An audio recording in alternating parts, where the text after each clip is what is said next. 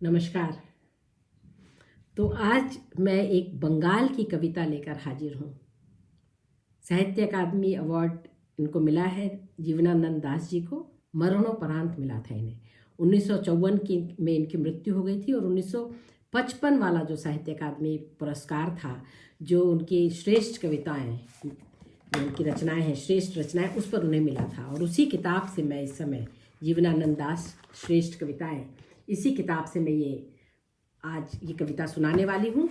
और इसका अनुवाद जैसे कि मैंने लिख भी दिया है और आप सब लोगों को मालूम है, क्योंकि मैं इस पुस्तक में से 2-3 कविताएं पहले भी फेसबुक पे शेयर कर चुकी हूँ। यह अनुवाद किया है मेरे बहुत ही अच्छे दोस्त जो अब इस दुनिया में नहीं हैं, लेकिन हम सब जानते हैं कि ये शब्द ही रह जाते हैं दुनिया में।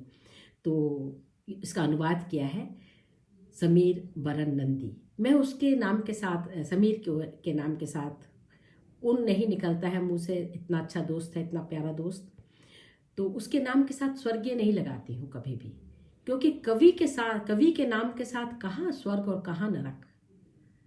वो तो जब तक उसके शब्द रहेंगे, हमें याद रहेंगे कवि के, तब तक वो जीवित है। मैं चाहती हूँ कि उसकी कविताएं, समीर की भी कविताएं आप लोगों को सुनाऊं, लेकिन आज उसका बहुत ही शानदार अनुवाद जीवनानंद दास की इस कविता का मैं आप लोगों को सुनाऊंगी। और इसके साथ ही एक बार फिर से आप सब लोगों से मैं निवेदन करूंगी, सबको नमस्कार करते हुए निवेदन करूंगी कि प्लीज़ इसको, जैसे कि मैं यूट्यूब चैनल पर मैं शेयर करूंगी, और आप कहूँ एक प्रसंग नाम का जो मेरा यूट्यूब चैनल है उसको कृपया सब्सक्राइब करें, और जब भी देखना चाहें आराम से उसमें जा कर के देखें। तो आज की कविता है जीवनानंद दास की कविता, मैंने देखा है बंगाल का चेहरा। ये रूपसी बांग्ला उनकी जो किताब थी उसमें से ये कविता है। और ये कविता, ये संग्रह है रूपसी बांग्ला, ये उनके मरणोपरांत ही सामने आया, छपा, लेकिन उसकी कुछ कविताएं संकलित इसमें हुई हैं। और इस संकलन को जो तैयार खुद जीवनानंद दास ने, इस संकलन की कविताओं का चयन श्रीयुत विराम मुखोपाध्याय ने मेरी कविताओं के 5 संकलनों एवं दूसरी प्रकाशित अप्रकाशित रचनाओं से किया है। तो श्रीयुत विराम मुखोपाध्याय ने इनका चयन किया था, और ये बात स्वयं जीवनानंद दास ने लिखी है। तो ये जो कविता थी रूपसी बांग्ला, ये उनके मरने के उपरांत ही ये किताब सामने आई, यानी कि अप्रकाशित रही होगी ये रचना। ठीक है। तो विन्यास साधन में करीब करीब रचना के कालक्रम का अनुसरण भी किया गया है। तो विन्यास साधन है, जैसे किया गया है कि रूपसी बांग्ला से 7 कविताएं ली गई हैं। तो मैं आज एक पहले पढ़ूंगी और एक आप लोगों ने पहले पढ़ी हुई है, और वो था फिर आऊँगा लौट कर। ये मेरे फेसबुक पर शेयर की हुई है, आप लोग चाहें तो एक बारी फिर से यहाँ पर मैं पढ़ कर के सुना दूंगी, लेकिन आप लोगों ने इसे पहले भी पढ़ा हुआ है। तो वो भी रूपसी बांग्ला से ही था। तो इस बंगाल के चेहरे में हमें क्या दिख रहा है, और ये बंगाल का चेहरा किस प्रकार से एक अन्य कवि जो उनसे कुछ पहले लिख रहे थे, उनकी वो जो उन्होंने जो कविता लिखी, उस बंगाल के चेहरे और इस बंगाल के चेहरे में क्या अंतर है, यह भी मैं आप लोगों को बताऊंगी। और मैं बता दूं, बिल्कुल किसी तरह का वो नहीं रखना चाहती। मैं यहाँ पर बात कर रही हूँ वंदे मातरम का, क्योंकि जब मैं ये कविता सुनाऊंगी तो जैसे मुझे याद आया वंदे मातरम, वैसे आप लोगों को आना स्वाभाविक है। देखिएगा। मैंने देखा है बंगाल का चेहरा, मैंने देखा है बंगाल का चेहरा, इसलिए पृथ्वी का रूप देखने कहीं नहीं जाता।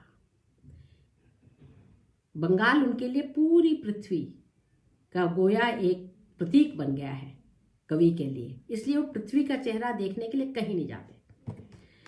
अंधेरे में जगे गूलर के पेड़ तकता हूं, अंधेरे में जगे गूलर के पेड़ तकता हूं।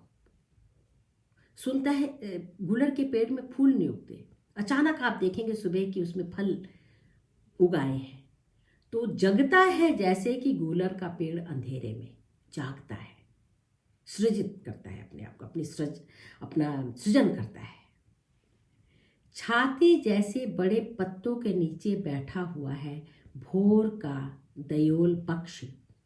चारों ओर देखता हूँ पल्लवों का स्तूप, जामुन, बरगद, कटहल, सेमल, पीपल साधे हुए हैं चुप्पी।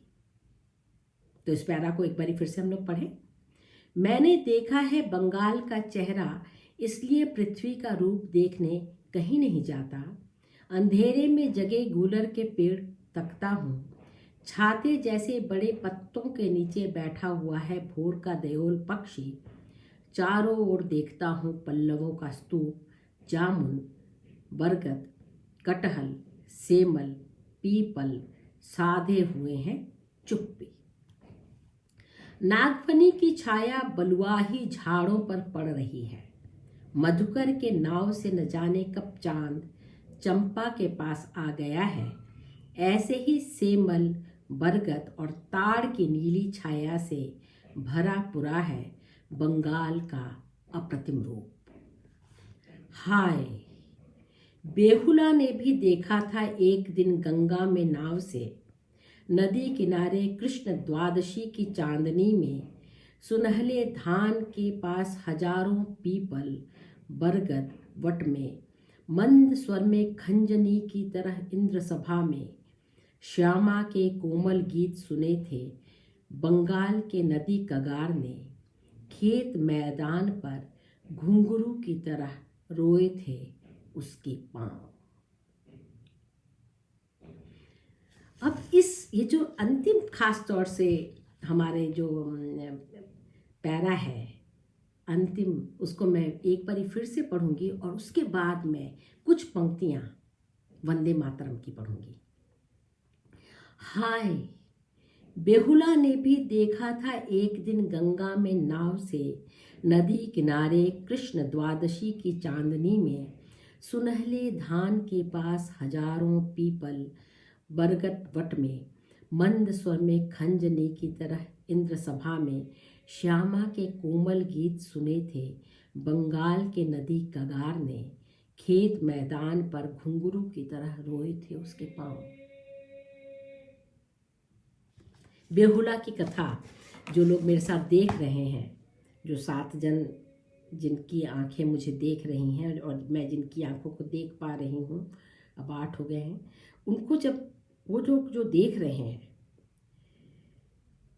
वो सब जानते हैं इस गीत को। लंबा गीत है इसलिए लंबा गीत नहीं सुनाऊंगी मैं, कुछ ही पंक्तियां पढ़ूंगी इसकी। वंदे मातरम सुजलाम सुफलाम मलयज शीतलाम शस्य श्यामला मातरम। वंदे मातरम। शुभ्र ज्योत्सना पुलकित यामिनी, फुल्ल कुसमित द्रुमदल शोभिनी, सुहासिनी सुमधुर भाषिनी, सुखदाम वरदाम मातरम। वंदे मातरम। अब हम देखते हैं, ये बांग्ला और संस्कृत का मिला जुला गीत है जो उन्होंने उनकी जो 1882 में आनंद मठ लिखा था उसमें ये गीत लिखा गया था। उसके बाद ये हमारा गान बन गया। वंदे मातरम त्वम ही दुर्गा दश प्रहरण धारिणी, कमला कमलदल विहारिणी, वाणी विद्यादायिनी। नमामि त्वाम नमामि कमलाम, अमलाम अतुलाम सुजलाम सुफलाम मातरम। वंदे मातरम। श्यामलाम सरलाम सुष्मिताम, भूषिताम धरणी भरणी मातरम। वंदे मातरम। यहाँ पर हम देख रहे हैं कि किस तरह की ये जो हमारी माँ है, तुम्ही विद्या तुम्ही धर्म तुम्ही हृदय तुम्ही मर्म त्वम ही प्राणा, यानी किस तरह से एक स्त्री, एक माँ, उनकी वंदना की गई है। और जब हम इस कविता में देखते हैं जहाँ पर हम बेहुला पर आएंगे तो इस बात का ध्यान रखिएगा कि वंदे मातरम में कौन सी स्त्री है और हमारे जो कवि जीवनानंद दास हैं वो किस स्त्री को याद करते हैं अपनी शस्य श्यामला भूमि पर। बेहुला की कथा बहुत ही थोड़े से उसमें मैं ज़रूर सुनाऊंगी। बंगाल का चेहरा। बंगाल का चेहरा खाली पेड़ पौधे पक्षी नहीं होंगे, बंगाल के चेहरे पर एक कोई अन्य चेहरा भी होगा, और वो चेहरा क्या करता होगा इसको देखिए। मैंने देखा है बंगाल का चेहरा, इसलिए पृथ्वी का रूप देखने कहीं नहीं जाता। बंगाल का चेहरा, बंगाल को उन्होंने इस तरह से जिया है, इस तरह से देखा है। और हम लोगों ने इस समय भी देखा था कि बंगाल का चेहरा उन्होंने किस तरह से देखा था कि वो लौट लौट करके वापस आना चाहते हैं इसी बंगाल में, यहीं आते हैं। और फिर इस कविता को मैं यहाँ पर 2-3 पंक्तियाँ पढ़ूंगी उनकी जो कविता है। फिर लौट आऊँगा लौट कर, फिर आऊँगा मैं धान सीढ़ी नदी तट के तट पर लौट कर इसी बंगाल में। हो सकता है मनुष्य बनकर नहीं, संभव है शंख चील या मैना के वेश में आऊं। हो सकता है भोर का कौवा बनकर ऐसे ही कार्तिक के नवान्न के देश में कुहासे के सीने पर तैर कर एक दिन आऊं इस कटहल की छांव में। ऐसी जगह है, ऐसी मातृभूमि है जहां बार बार लौटने का कवि को मन करता है और यहाँ से कहीं जाने का मन नहीं करता। इतना गहरा रूपसी बांग्ला, रूपवती, रूपमती, इतना रूप है जिसमें, और ये खाली रूप नहीं है, ये शक्ति भी है इस रूप में।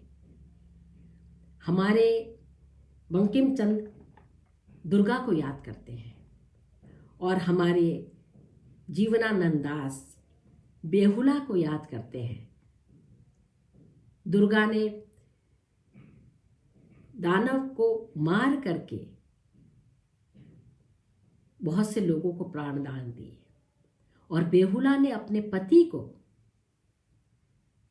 जो एक सांप के डसने द्वारा शादी की पहली ही रात, सुहाग रात के दिन ही सांप द्वारा डस जा करके मर गया है, उसके प्राण की रक्षा के लिए बेहुला ने क्या किया, क्या कितने कष्ट सहे। 12 वर्ष तक उसने इतना बहुत कठिन तपस्या की, और कैसे उसने धोबिन को, जो कि अगर पहचान जाए कि बेहुला कौन है तब वो कभी भी उसके प्राण न लौटाए, उससे किस तरह से बात की, किस तरह से उससे दोस्ती, कैसे उसे कहा कि मैं तुम्हारी मौसी की बेटी हूँ, और किस तरह से इंद्र के सभा में जाकर के नृत्य किया। और उस नृत्य के बारे में ये लोकगीत है श्यामा, और लोक कथा है, लोक कथा है बेहुला की कथा। दोनों ही जगह दुर्गा और बेहुला में हम देखते हैं खुद को एक तरह से परेशानी में डाल करके, खुद के जीवन को संकट में डाल करके दूसरे के जीवन को बचाने की चाह। यही है बंगाल का रूप, यही है, चाहे वो काली हो चाहे वो दुर्गा हो। इस तरह से देख रहे हैं, और इसमें जो वेदना है उसको पढ़िए। इसमें उत्साह नहीं है, बंकिम की तरह का उत्साह नहीं है, वेदना है, गहरी वेदना। और वेदना जैसे तीसरे पैराग्राफ में एकदम दूसरे पैराग्राफ से शुरू होती है, नागफनी की छाया बलुआही झाड़ों पर पड़ रही है, यहीं से शुरू हो जाती है वो। तो अंधेरे में जगे गूलर के पेड़ ताकता हूं अंधेरे में, किस तरह से गूलर के पेड़ अचानक ही पुष्पित नहीं फल से भर जाते हैं।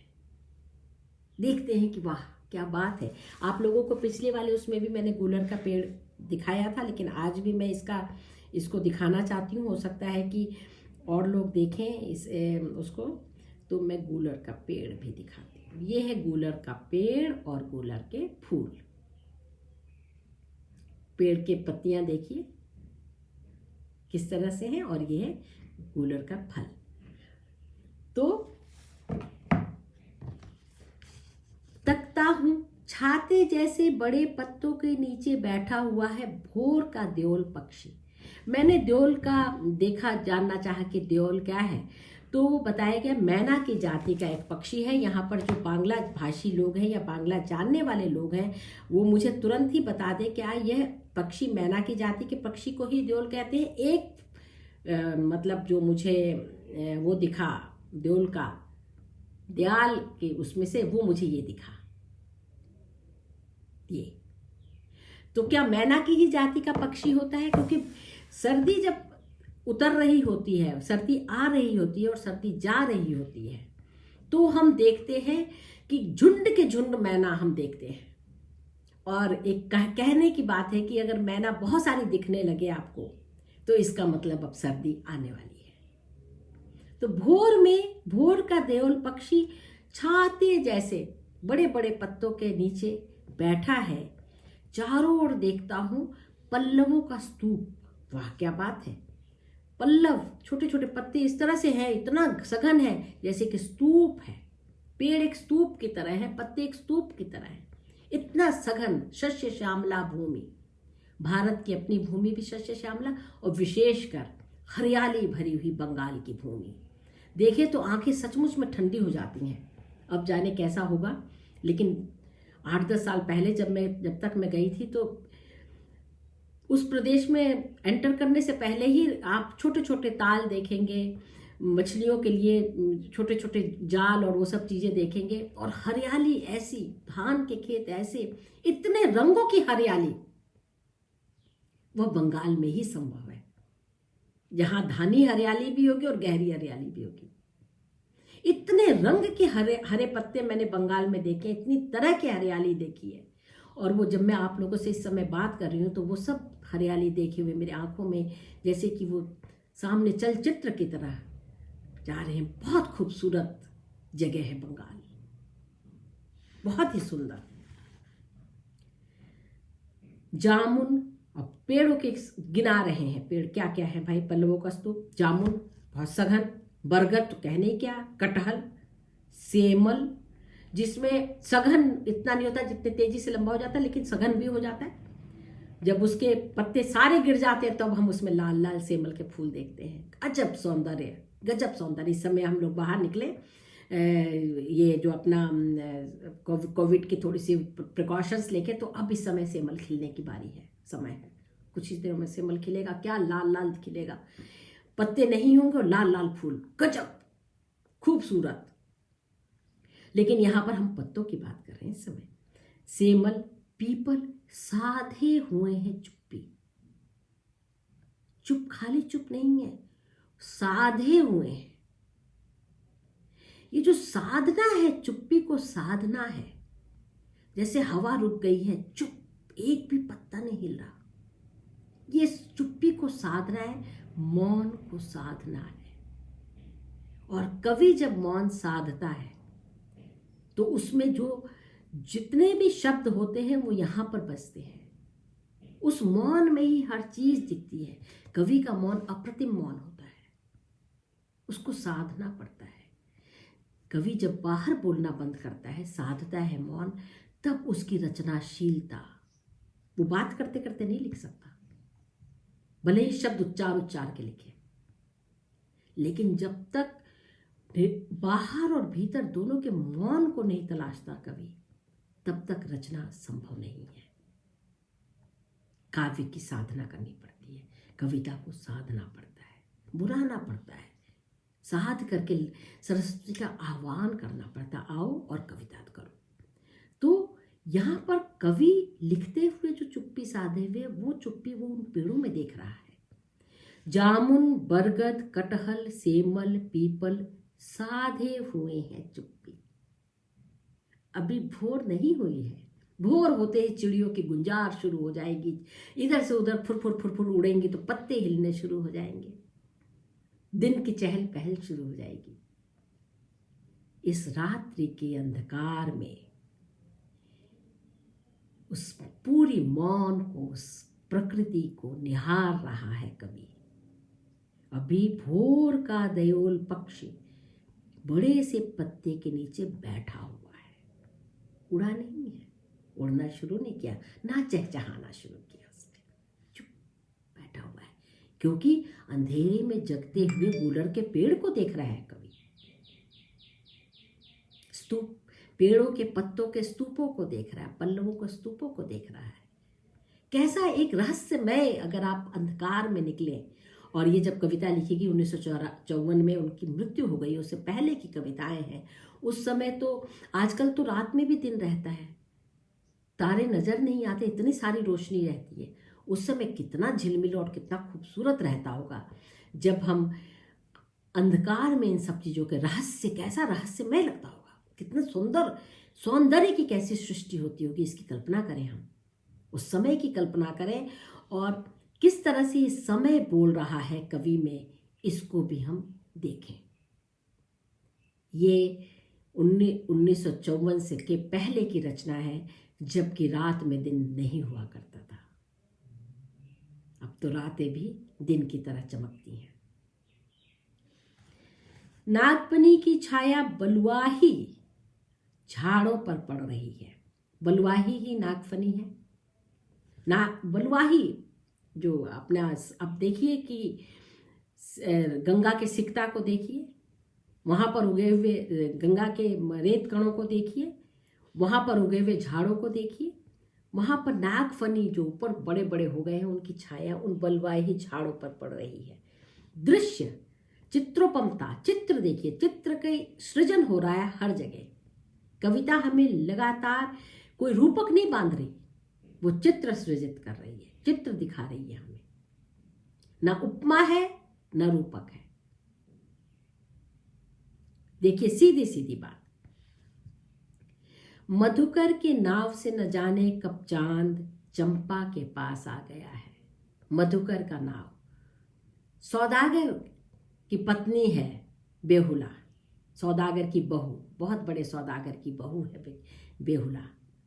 तो मधुकर, सौदागर की नाव, उसका एक पात्र है मधुकर, उसके नाव से न जाने कब चांद, जैसे कि नाव में ही बैठा हो चांद, बेहुला स्वयं, क्योंकि नाव से पार करके जा रही है अपने पति के प्राणों की रक्षा, वो जो मर गया है उस प्राणों को वापस पाने के लिए। न जाने कब चांद चंपा के पास आ गया है। बेहुला का अपना ही सौंदर्य, चांद का सौंदर्य भी आ सकता है चंपा के पास। और चंपा आदि जो पेड़ हैं, ये मतलब काफी हम देखते हैं कि कहीं उग जाते हैं और कम उसमें उग जाते हैं, या कैसे भी उग जाते हैं, और बड़े बड़े उनमें फूल खिलने लगते हैं। और जब मैं यहाँ पर इस चंपा को पढ़ रही थी, मधुकर के नाव से न जाने कब चांद चंपा के पास आ गया है, तो मैं आपको सच कहूँ, मुझे शिवानी की शमशान चंपा याद आई।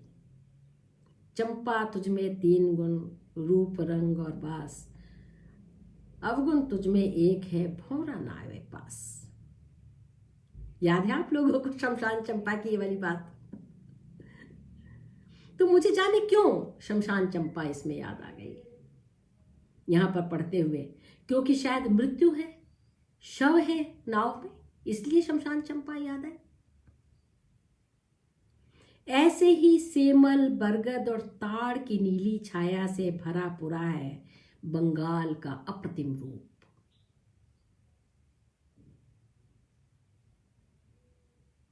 और एक और गाना है बंगाल का, बहुत मतलब, सात भाई चंपा जागो रे जागो रे। चंपा का अपना एक महत्व, अपनी एक मतलब जो बंगाल की भूमि के साथ जोड़ करके उसका जो अपनी एक महत्ता है, अपने एक रेखांकन है, उसको रेखांकित कर रहे हैं कवि यहां पर भी।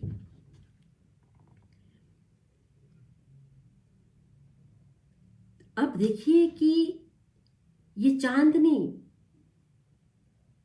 कब की है? कृष्ण द्वादशी, अमावस्या से सिर्फ 3 दिन पहले की मध्यम मरती हुई चांदनी, धीरे धीरे कम से कमतर होती हुई चांदनी। हाय, बेहुला ने भी देखा था एक दिन गंगा में नाव से नदी किनारे, कृष्ण द्वादशी की चांदनी में, कृष्ण द्वादशी की चांदनी।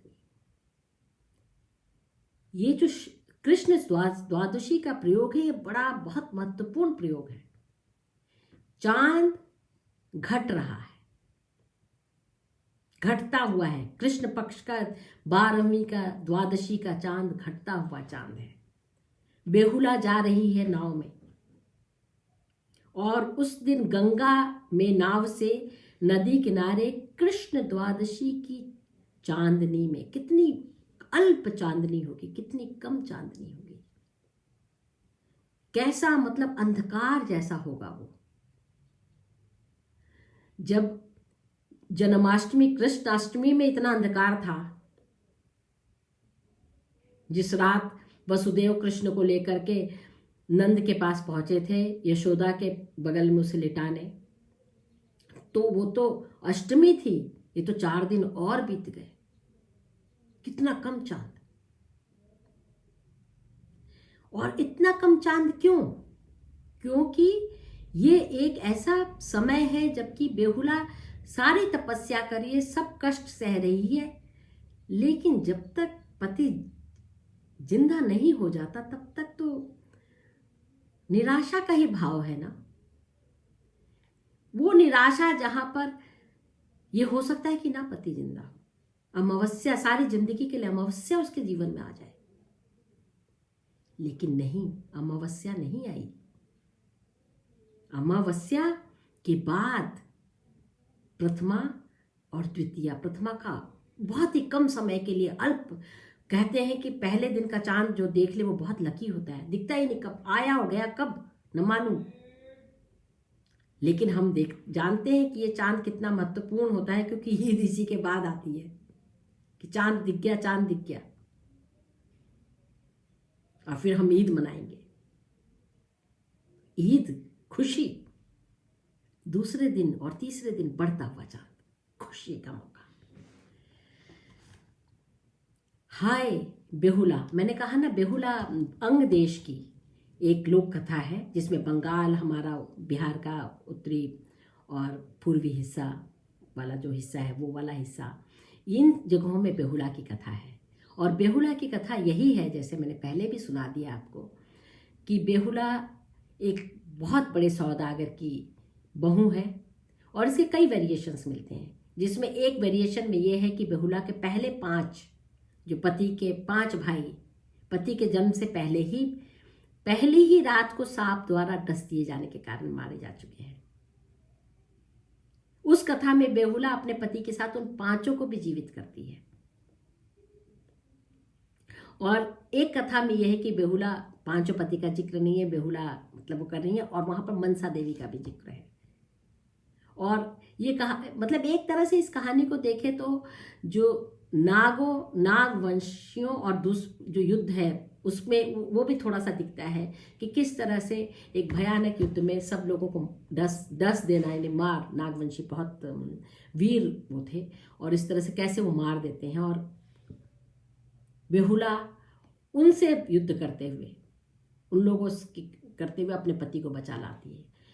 तो ये जो इसका पति मारा ना जाए, बेहुला का सौदागर ये सुनिश्चित करता है कि लोहे का एक पूरा, या बहुत ही, एक जगह लोहा लिखा हुआ है, एक जगह कुछ और लिखा हुआ है, कह रहे कि ऐसा एक भी छेद ना हो, ऐसा एक भवन बनाता है जहां पर बेहुला और उसके पति को पहले अपना सुहाग रात व्यतीत करना है। लेकिन मनसा और ये दूसरे जो हैं वह, उसमें एक छेद छुड़वा देते, वहीं से एक बहुत ही पतला सांप आकर के उसको काट देता है, उसके पति को। और जब सुबह बेहुला उठती है तो पाती है कि वो तो मतलब मेरा पति जीवित नहीं है, लेकिन वो सांप है वहां पर, सांप जिसने काटा डसा है वो है, और उसी के सूत्र से, उसके सहारे से, उससे सुन करके वो जाती है। और यहाँ पर जब नृत्य की बात करते हैं तो इंद्र की सभा में वो नृत्य करती है, और वहां से फिर वो वरदान पाती है। इंद्र और तमाम देवता दुखी हो जाते हैं, रोने लगते हैं बेहुला की विरह वेदना को सुन करके, और उसके रुदन को सुन करके, और स्वयं मनसा भी रोने लगती है और उसे आशीर्वाद देते हैं कि नहीं, तुम्हारा पति जीवित हो जाएगा। तो ये है वो कथा। तो एक दिन गंगा में नाव से चांद को देखना, चांद को देखने के लिए आजकल बहुत नौका विहार वगैरह, बहुत दिनों से बहुत नौका विहार, आज ही क्या, बहुत दिनों से बहुत नौका विहार है, और उस पर बहुत कुछ लिखा भी गया है। लेकिन यहाँ पर हम उस आनंद को नहीं देखते, वो जो नौका विहार होते हैं वो हम लोग शुक्ल पक्ष में किया करते हैं। यहाँ हम कृष्ण पक्ष की द्वादशी में एक नौका विहार है। कवि के हृदय में जो चिंताएं हैं, दुश्चिंताएं हैं, वेदनाएं हैं, उसको यहाँ पढ़ना जरूरी है। कहते हैं कि इनका जीवन बहुत कठिन था, अच्छा, बहुत सुंदर जीवन नहीं था जीवनानंद दास का, और ये इनकी कविताओं में बार बार आता है। कई रूप आते हैं लेकिन ये वेदनाएं बार बार आती हैं जीवनानंद दास की कविता में, और इसलिए इस कविता को यहाँ से भी हम पढ़ें कि द्वादशी के उसमें नौका विहार भी नहीं, नौका में शव के साथ, जैसे कि कोई साधना कर रहा हो, शव साधना कर रहा हो, कुछ श्रेष्ठ पाने की इच्छा में, वो देख रहा है चांद।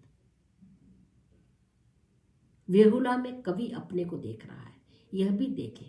और इसलिए जब इस कथा को मैं पढ़ती हूँ तो कहीं ना कहीं हम सबके मन में एक रहता है कि आने वाला कल आज की तुलना में बेहतर होगा। हम सबकी मनसा यही रहती है, हम सबकी इच्छा यही रहती है, आने वाला कल कैसा होगा। आने वाला कल अमावस्या का नहीं, अमावस्या के बाद के शुक्ल पक्ष के किरातों वाला समय हो। तो ये गहरी एक मन में दबी हुई इच्छा, सद्भावना, इसको भी देखना बेहद जरूरी है। बहुत डायरेक्ट नहीं है ये। जो डायरेक्ट होते हैं, जब जो बात की जाती है वो उसमें बात वो बनती नहीं जो इसमें बन रही है। और इसीलिए मैंने कहा कि कृष्ण द्वादशी शब्द वो जो का प्रयोग बहुत महत्वपूर्ण है। और फिर क्या महत्वपूर्ण है, सुनहले धान के पास हजारों पीपल। धान का कैसा रंग, सुनहला, पकता हुआ धान, हरा नहीं, सुनहला। जब पक गए हैं, धान की बालियां पक गई हैं, तब हो जाती हैं सुनहली, जब हम उनको काटते हैं।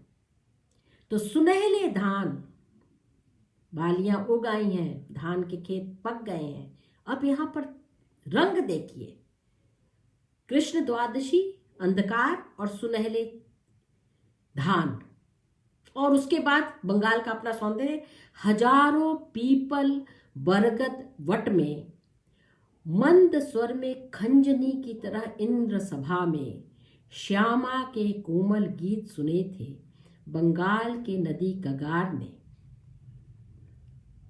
ऐसे उसके बाद पुनः आप लौटिए और श्यामा के कोमल गीत, लोकगीत, जो बंगाल के बेहुला को लेकर के जो लोकगीत हैं, उनके गीतों को दुर्भाग्य से मैंने नहीं सुना है, लेकिन मैं उसको कल्पना करना चाहती हूँ कि वो कैसे गाए जाते हैं। बाउल गीत मैंने अनेक सुने हैं।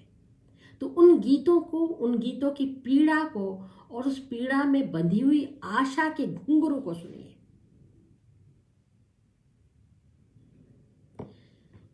खेत मैदान पर घुंघरू की तरह रोए थे उसके पांव, नृत्य कर रही अपने पति को जिलाने के लिए रोए थे उसके पांव। अब इस वाली जो है, इस जो हमारे सामने जो चित्र बन रहा है, जो इमेज है, अब उस इमेज में आप और मैंने जैसे कि सुना, मैंने इस इमेज में काली के चरणों को की थाप सुनी, विध्वंस और सहार, और उसके बाद कुछ नया, नई आशा, नया विश्वास।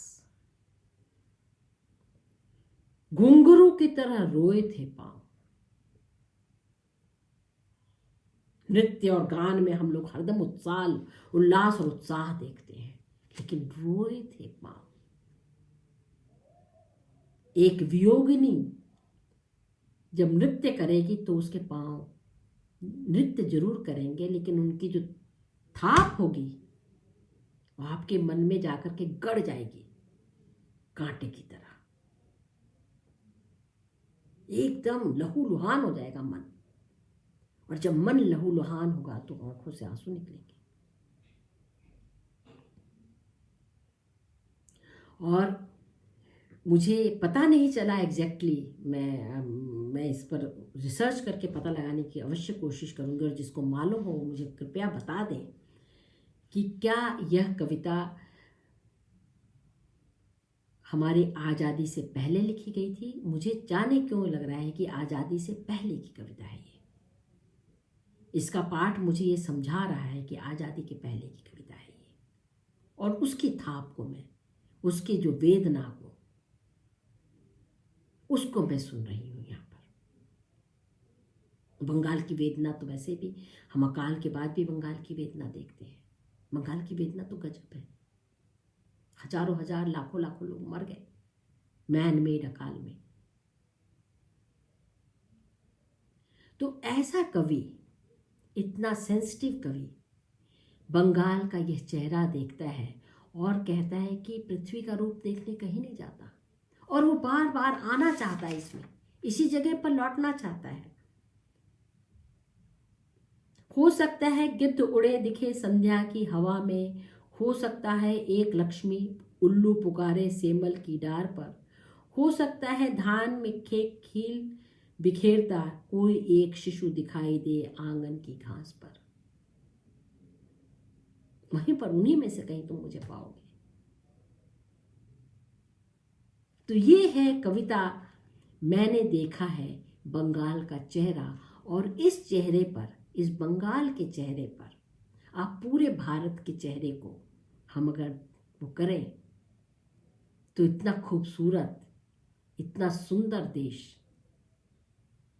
मैंने देखा है भारत का चेहरा, इसलिए पृथ्वी का रूप देखने मैं कहीं नहीं जाती, कहीं नहीं जाता। अंधेरे में जगे गूलर के पेड़। तो इसको देखें, बंगाल के उस चेहरे को देखें, और बंगाल में मैंने इस पूरे उसमें, जहाँ पर एक लोक कथा है, जहाँ पर एक स्त्री नृत्य कर रही है, वो दुर्गा भवानी काली की तरह मुझे दिखाई दे रही है। वो जैसे कि सारी बेड़ियाँ काट करके जिलाने आई है सबको, ऐसा दिखाई पड़ता है मुझे। कृष्ण द्वादशी की चांदनी में, आज भी कृष्ण द्वादशी का सा समय है, तो हाय बेहुला ने भी देखा था एक दिन गंगा के नाव। कृष्ण द्वादशी की चांदनी में, ये रात का समय, सुबह कभी तो होगी, कहीं तो होगी।